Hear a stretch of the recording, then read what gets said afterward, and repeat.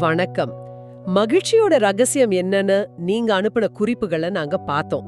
அதுல ரொம்பவே ஆழமான சில விஷயங்கள் இருந்துச்சு. ஆமா, பொதுவா மகிழ்ச்சினா நாம என்ன நினைப்போம்? செல்வம், ஆரோக்கியம், இல்லனா நல்ல உறவுகள், இப்படிதானே? ஆமா. ஆனா இந்த ஆவணங்கள் அது ஒரு முற்றிலும் வேற ஒரு கோணத்தை காட்டுது. கரெக்ட். இதுல கவிஞர் ஜான் பர்ரூஸ் பத்தின ஒரு குறிப்பு ரொம்ப ஆழமா இருந்துச்சு. அவர் ஒரு நாள் அவரோட அண்டை வீட்டுக்காரரை பார்க்கிறார். ஓ, அந்த மனிதர் தோள்களை தொங்க போட்டு ஏதோ ஒரு பெரிய பாரத்தை சுமக்கிற மாதிரி நடந்து போறார். அவரை பார்த்ததும் பர்ரோஸ்க்கு விஷயம் புரிஞ்சிடுது. அவருக்கு விரும்பி செய்ய ஒரு வேலை இல்ல, அதுதான் அவரோட சோர்வுக்கு காரணம்னு கண்டுபிடிக்கிறார். ஆமா, வேலை இல்லாத மனிதன் ஒரு பரிதாபமான மனிதன் அப்படின்னு அவர் நினைக்கிறார். இங்கதான் விஷயம் இன்னும் சுவாரஸ்யமாகுது. பர்ரோஸ் கேக்குறார், மகிழ்ச்சிக்கு உண்மையில என்னதான் தேவைன்னு. ஆமா, நாம வழக்கமா சொல்ற பதில்களை அவர் ஏத்துக்கல. அதாவது, நோய்வாய்ப்பட்டவர் ஆரோக்கியம் கேட்பார், ஏழை செல்வம் கேட்பார், அதிகம் உழைச்சவர் ஓய்வு கேட்பார். கரெக்ட். ஆனா இதெல்லாம் நிரந்தர மகிழ்ச்சியை தராதுன்னு அவர் வாதாடுறார். அப்போ எதுதான் நிரந்தர மகிழ்ச்சியை தரும்? அதுக்கு அவர் ஒரு முக்கியமான தொடர்பை ஏற்படுத்துறார். மகிழ்ச்சிக்கு முதல் தேவை ஒரு திருப்தியான மனம் அப்படின்னு சொல்றார். சரி. ஆனா அந்த திருப்தியான மனசுக்கு முதல் தேவை செய்வதற்கு ஒரு வேலை. ஓ, வேலைதான் திருப்திக்கு காரணமா? ஆமா, அந்த வேலைதான் ஒருத்தரோட வாழ்க்கையில தேங்கி கிடக்கிற அதிருப்திங்கிற குளங்களை வற்றச் செய்து அவருக்கு ஒரு புத்துயிர் கொடுக்குதுன்னு விளக்குறார். வாவ். அப்போ மகிழ்ச்சிக்கு முதல் தேவை திருப்தியான மனசு. ஆனா அந்த திருப்தியான மனசுக்கு முதல் தேவை நமக்கு பொருத்தமான ஒரு வேலை, அப்படிதானே? அதேதான்.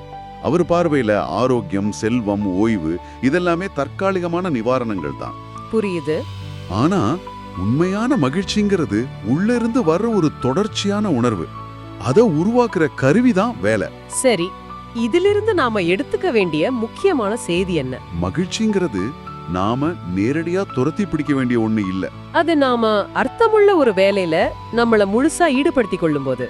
ஆமா, அதோட விளைவா நம்மள பின்தொடர்ந்து வர்றது. அந்த ஆவணத்தில் இருந்த ஒரு வரி, அது வழி நடத்த கூடாது, பின்தொடர வேண்டும். என்ன ஒரு ஆழமான கருத்து. நிச்சயமா. நாம எப்பவுமே மகிழ்ச்சிய ஒரு இலக்கா நினைச்சு ஓடுறோம். ஆனா அது ஒரு விளைவு மட்டும்தான் சொல்றது மொத்த கண்ணோட்டத்தையே மாத்துது. அது மட்டும் இல்ல, இன்னொரு ஆழமான விஷயமும் இருக்கு.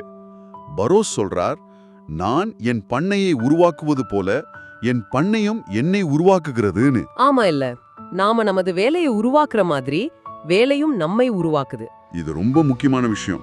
நாம செய்யற வேலை வெறும் வெளி உலகத்துல மட்டும் மாற்றத்தை உருவாக்கல, அது நமக்கே தெரியாம நமக்குள்ளேயும் பெரிய மாற்றங்களை உருவாக்குது. அப்போ மொத்தத்துல இந்த விஷயத்த ஒரே வரியில சொல்லணும்னா, பொருத்தமான வேலையை கொண்ட மனிதன் பாக்கியவான் அப்படின்னு சொல்லலாம். ஆமா, கரெக்ட். தனக்கு பிடிச்ச பொருத்தமான வேலையை சேரவன் உண்மையிலேயே கொடுத்து வச்சவன். இந்த கருத்து இன்றைய சூழல்ல ஒரு முக்கியமான கேள்வியை நமக்குள்ள எழுப்புது இல்லையா? என்ன கேள்வி? பலருக்கும் வேலைங்கிறது ஒரு கடமைக்காகவோ இல்ல பணத்துக்காகவோ மட்டும்தான் இருக்கு. இந்த காலகட்டத்துல தங்களுக்கு உண்மையிலேயே பொருத்தமான அர்த்தமுள்ள வேலையை ஒருத்தர் எப்படி அடையாளம் கண்டுகொள்வது? இது உண்மையிலேயே நாம எல்லாரும் சிந்திக்க வேண்டிய ஒரு விஷயம்தான்.